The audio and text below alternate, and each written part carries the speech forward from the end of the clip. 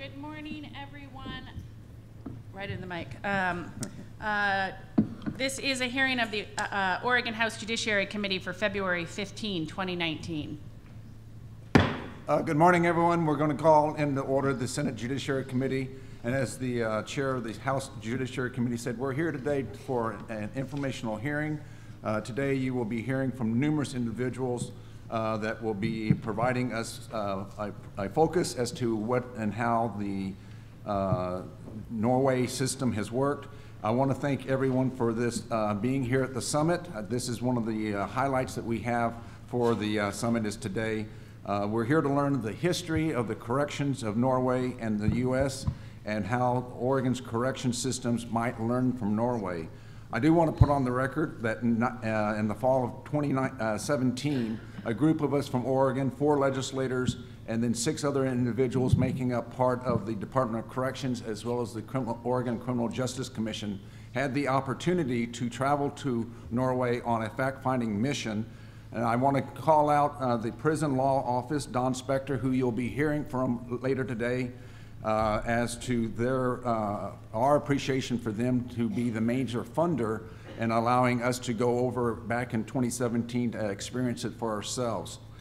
For many of you who may not know, you will learn today as to how this program has worked since our visit and how we in Oregon are trying to learn from and move forward with a system that will in fact hold individuals accountable, but at the same time return them back to society where they're an active part in their community and not a drain within our resource systems of either the criminal justice system or the social service system.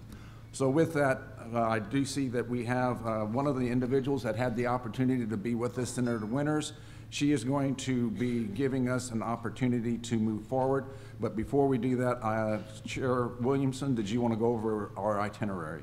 Sure. Thank you, Chair Przanski. I want to join my colleague in thanking the Prison Law Office and everyone who made our trip to Norway possible. As you will see this morning, it was an amazing experience, and we have a lot to learn from their system.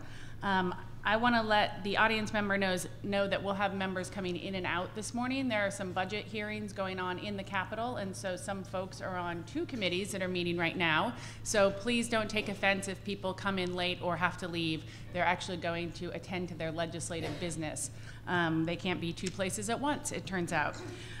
So some practical considerations for the morning. We're scheduled for several important presentations and have a very, very tight timeline. So in an effort to get through everything we need to do today, please write down your questions and we will get them to the presenters in an orderly fashion without taking up too much time. Most importantly, we have breaks at 10 and at noon. Like I said, you'll be seeing people coming and going, but those are our official break times. If you're unable to stay for questions later, please send your questions to staff and we will make sure they are asked for you and that you get the answers for them. And we are recording this meeting and it will be linked as a regular committee meeting in OLIS for today. Thank you. So also I'd like today identify a couple of members that are here with us from the Public Safety Subcommittee for Ways and Means. I believe Representative Leaf and Senator Winters will be joining us for as long as they can. As the good chair from the House committee has stated, we do have members that will be coming and going. Please, again, not take an offense, but they do have multiple tasks to take care of today with important legislation. And so with that, Senator Winters, would you like to kick it off? Thank you. I'm Senator Winters, and you know, I'm just so excited for being here today. I had the opportunity to be one of the legislators who did go to Norway in 2017. And this trip, I think, enlightened all of us, all 10 of us who were there. It's truly my honor to be here and to be a part of this discussion. You know, it's kind of interesting because, I was saying earlier that before going to Norway and actually looking at their prison system and looking what they were doing, we all like to think that what we're doing here can't be changed, or that that we're doing everything right. But the topic that you're going to hear is a topic truly that, to me, and I think to all of us, is about how we can do things better. And certainly, I think those of us who went to Norway felt that which we learned, that we can, in Oregon, do things better. And I want to start with, because always we think, and I did too, of thinking that Norway was actually smaller than Oregon, and then I learned that their population was larger than Oregon. I think it's interesting because we always kind of put things in their own context. Oregon has approximately 15,000 people incarcerated in prison. This does not include, by the way, the current jails population. So I want you to put that in context first. Norway only has approximately 4,000 in the entire system. There are also large differences in the number of people in supervision. Oregon, with approximately 32,000, and Norway with only 7,000.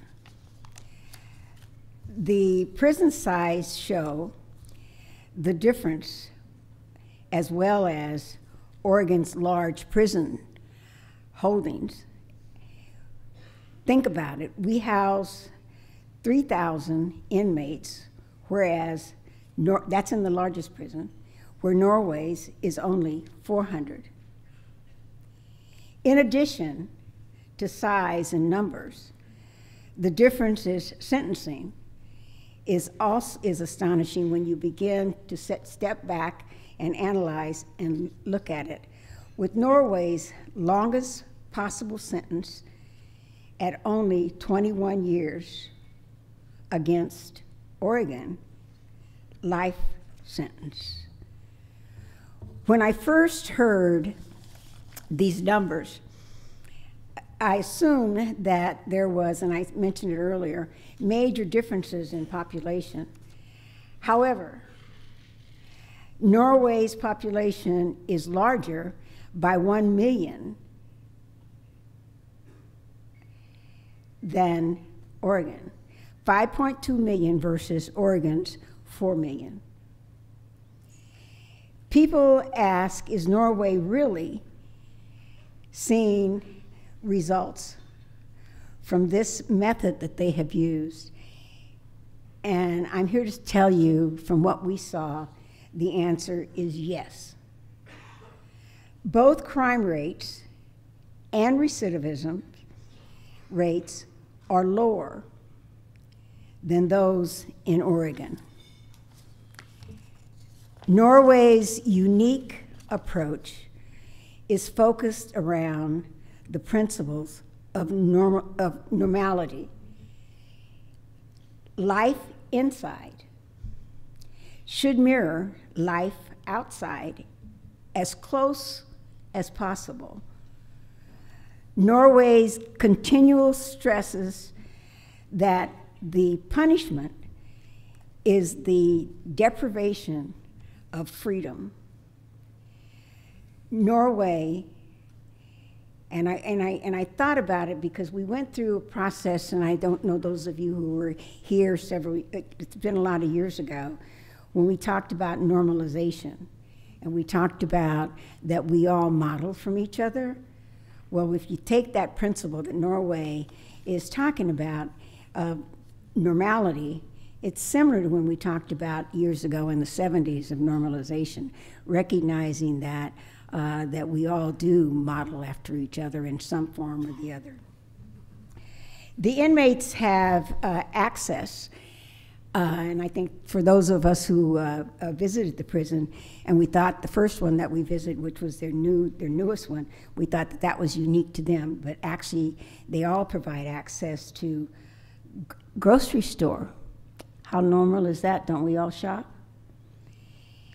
And it's inside the prison. They have a kitchen with actual knives, utensils, along with education and work opportunities. Healthcare the prisons use important, and what I thought was so very important, it's the model that encourages the community involvement. It also encourages, unlike how we actually address it, and I was just one of the things that struck out at me was their library system. And the library system actually for us is state manned, and it's manned by DOC. In Norway, it is their local municipalities that are responsible for their library systems. And also when we looked at education and the unemployment and what have you, they call it importing. And they are responsible. So everything that those of us on the outside, the institution, have access to, they on the inside as well have those same access without having to create, and coming from budget, those of us who do Ways and Means, it was, like myself, particularly enlightening to know that Department of Education is very much inside of the prisons, and that we didn't have to reinvent the wheel.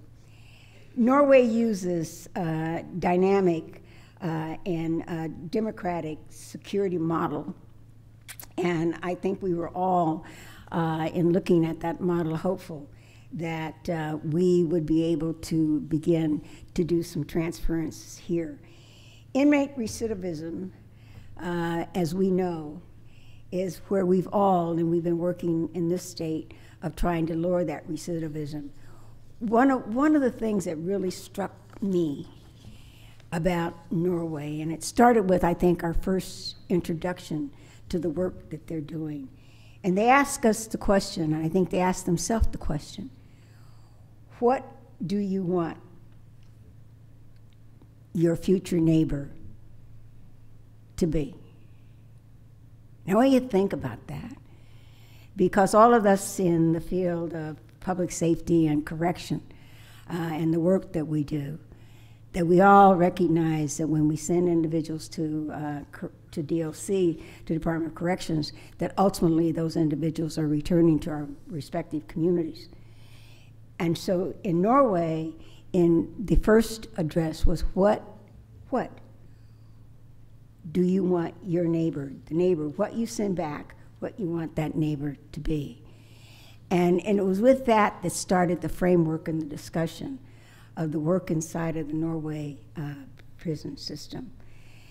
And the other thing I want to, before I close and leave you with, all of us, and I've said this, to others, the work that we all do as a community and as a state, we do it, one, to protect the general public, but we also do something else.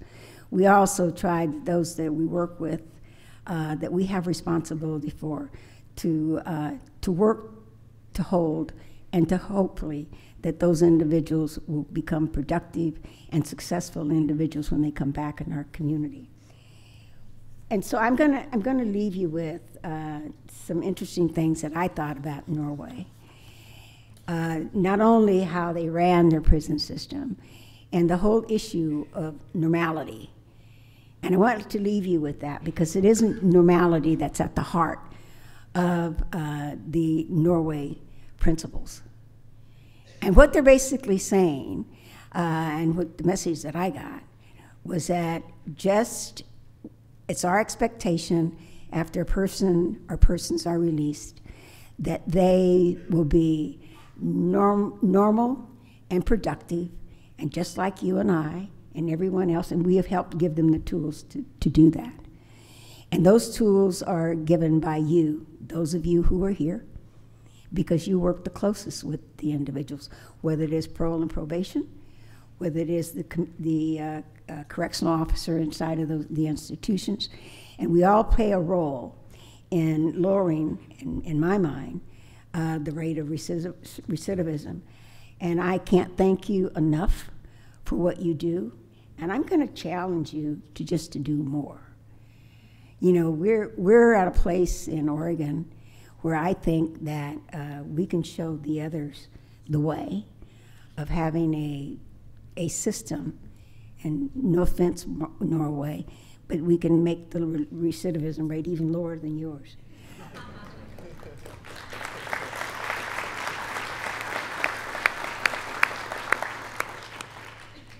my goal, and I hope your goal is too, is to use the knowledge that we've gained, that we're gaining these last 2 days about the experiences that not only I and others have had, and that Norway is here. And I want to say a special welcome to Norway.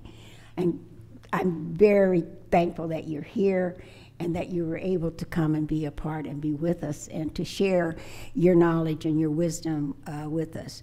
We really wanted you to be able to hear from them as to how it works in their country. And so with that, thank you. I hope, and I know that they gave you salmon last night. And I know that you said, gee, that Pacific Coast and Oregon has the most wonderful salmon. But here, do enjoy your day, do learn a lot, and do soak it all in.